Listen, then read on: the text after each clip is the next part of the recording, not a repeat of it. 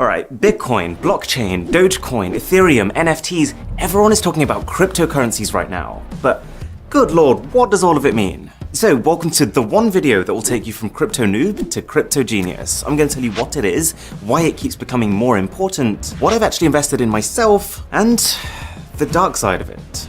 Okay, so when society was in its early stages, there was no such thing as money. We'll call this stage one. The only way to buy something off someone was to go up to them and be like, oh, I really like your horse. I'll trade you my cat for it. Sorry, Milo. I'd never trade you. But the issue with a system like that is that even though you might be perfectly happy to give up your horse, you just might not want a cat. So that trade will never happen. But that's where currency came in. Stage 2, coins, which, because they were made of precious materials like gold and silver, everyone just accepted that they were worth something. You've heard of the British pound, right? Well, the reason they're called pounds is because £1 literally just used to be £1 of silver. And so all of a sudden in a trade, it doesn't matter if you don't want my cat. As long as I have coins, we can still trade for your horse. Even if you have no use at all for the silver, because it's a precious material, you have that reassurance that you can take that coin, give it to someone else, and trade for something that you do want. Convenient, right? But then this evolved to stage 3. As banks became established and governments had control, we realized that as long as there was trust in the system, we could move away from needing to carry blocks of precious metal towards something even more convenient. Paper money. It does the same thing, but now the money doesn't have value because it's made of pure silver, it just has value because the government says it has value. Like this £10 note here in the UK, the note itself is just made of, well, it's actually made of plastic. They changed it recently because it's more durable. But if you look closer, you can see that all this actually is the Bank of England promising that they will pay the bearer of this note £10. Really, this is just a receipt, a kind of proof that you own a certain amount of money. But as technology has improved even further, we found even more convenient ways of storing and trading our stuff. We're now in what I would call stage 4, where more people than ever are buying things online and using credit cards, and really when you're at that stage, we don't see our money anymore. It's not about coins or notes or cats, it's just entries on a spreadsheet. Like when I buy a music album from Amazon, all that's happening is that my bank adds an entry in my spreadsheet that says Aaron now has $10 less, and then Amazon's bank adds an entry that says they have $10 more. So, the reason I've given you this entire intro is to give you context on where cryptocurrency sits. It's seen by many people as the most convenient era of exchange ever. Stage 5. The way to think about a cryptocurrency is that it's 100% virtual. I know the logo for Bitcoin kind of looks like a physical coin. It really is a Bitcoin now. But with crypto, there is no gold, there is no silver, there is no paper. It really is just the transfer of digital assets. But the core concept is exactly the same. Think of them as literally just running spreadsheets of who's paid what to who. But instead of multiple banks keeping their own separate records, with crypto, there is just one enormous spreadsheet of every transaction made using that currency. And this is called a ledger. Okay, we all love a good spreadsheet, but what's all the fuss about? Why is everyone going crypto crazy? Well, there are some distinct advantages to a currency system like this. One, it's decentralized, which means that while every transaction of a given cryptocurrency is all recorded on the same ledger, there are many, many copies of that ledger, and anyone who is a part of the network has one. You might have heard of cryptocurrency mining, or Bitcoin mining. Well, all that is someone who set up a computer to crunch through transactions on their copy of this ledger or spreadsheet. There are already about 1 million Bitcoin miners around the world, and Bitcoin is just one type of cryptocurrency. The reason they're doing it? Well, if you dedicate your computer's power to mining, say Bitcoin, then you will earn some Bitcoin as compensation. So the result of this is that if I go into a store and spend 5 Bitcoins on something, then instead of just checking with one bank's records, the shop instead checks with every single computer on this network if I have enough. And assuming I do, each computer will give the go-ahead, and then every single one will update their records independently. So because you end up having this many copies of exactly the same ledger, it becomes very easy to tell if anyone's trying anything fishy. Who bought this?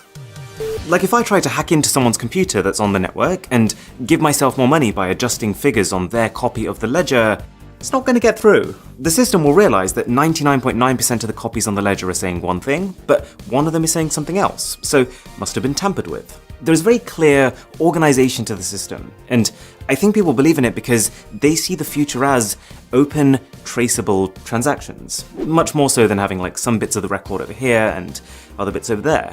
And I know it seems complex at this point, but as we go through this, I think you'll realize that for a lot of people, in a way, it's simpler. There are plenty of areas in the world that have internet access, which is all you'd need for crypto, but don't have access to traditional banks, which require a lot of paperwork and documentation.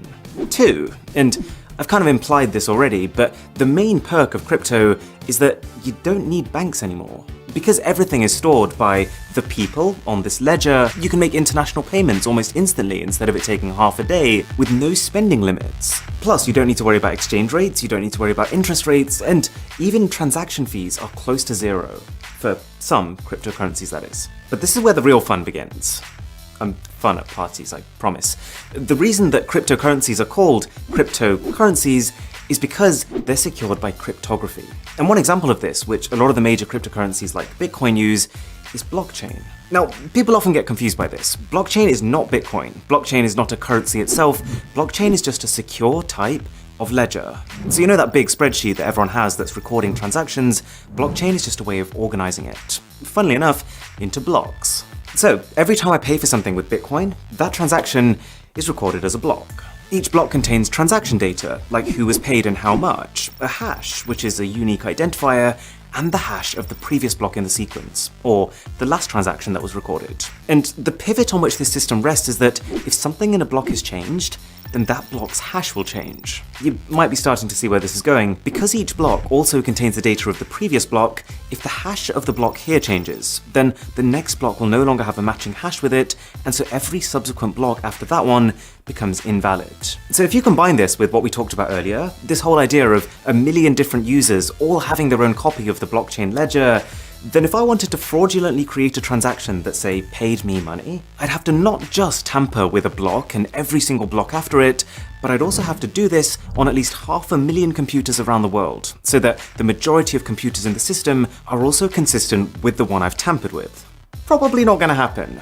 Whereas just hacking into someone's dollar account and sending myself money, that does happen. And it's sometimes as simple as just literally guessing someone's 6-digit PIN. But there's a massive jump between that and trying to hack into 500,000 uncorrelated computers at once. Okay, so cryptocurrencies have their issues. I'm literally going to get to them in a minute, but hopefully you can see why some people are excited about them.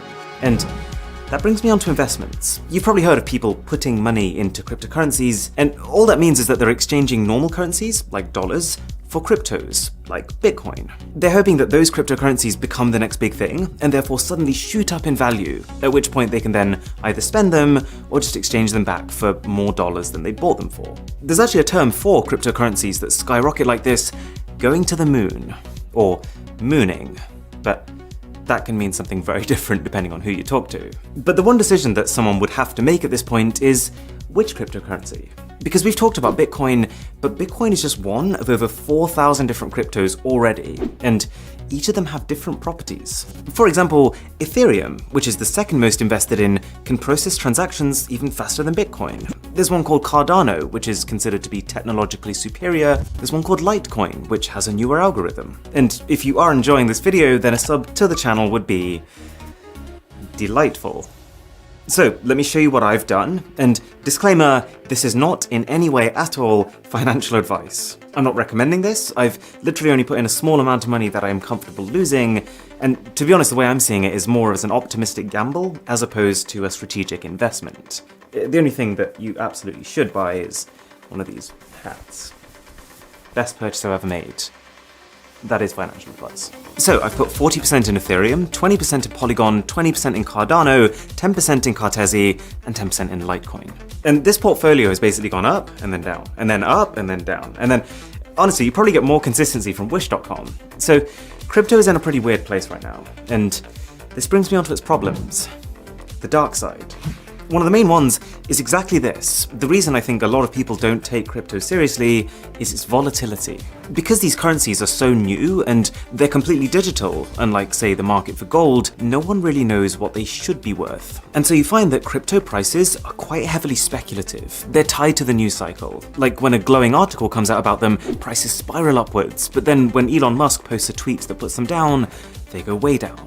2 is the fact that they're not really accepted as a form of payment in, well, most places. Like, yes, I can now book holidays with crypto, I can donate to Wikipedia with crypto, but there's been a lot of companies who are pretty back and forth with it. Microsoft, Tesla, even Burger King are examples of companies who said they were going to accept Bitcoin, and then they said they weren't going to accept Bitcoin.